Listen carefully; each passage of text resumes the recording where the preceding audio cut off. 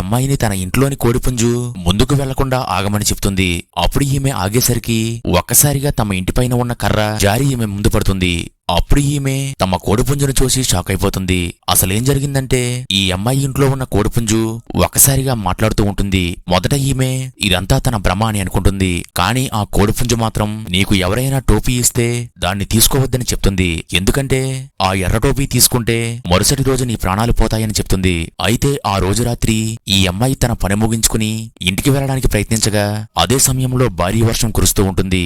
అప్పుడు ఈమె స్నేహితుడు ఒక ఎర్ర టోపీని ఇచ్చి దీన్ని పెట్టుకుని ఇంటికి వెళ్ళమని చెప్తాడు. కానీ ఈ అమ్మాయికి సడన్ గా ఉదయాన్నే తన కోడిపుంజు చెప్పిన టోపీ తీసుకోవద్దన్న విషయం గుర్తువస్తుంది.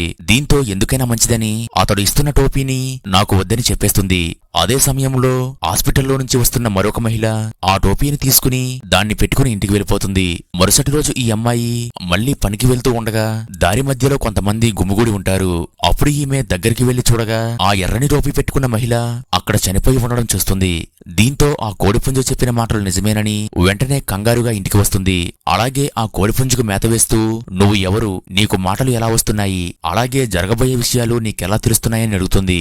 కానీ కోడిపుంజు ఎలాంటి సమాధానం చెప్పదు. దీంతో మరుసటి రోజు ఈ అమ్మాయి మళ్లీ పనికి బయలుదేరుతూ ఉంటుంది.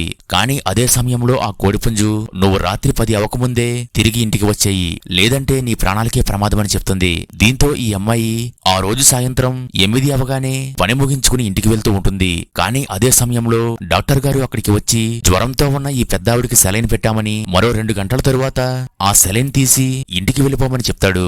అయితే ఆ సెలైన్ స్లోగా ఎక్కుతూ ఉంటుంది. అలాగే సమయం 10కి దగ్గరగా అవుతూ ఉంటుంది.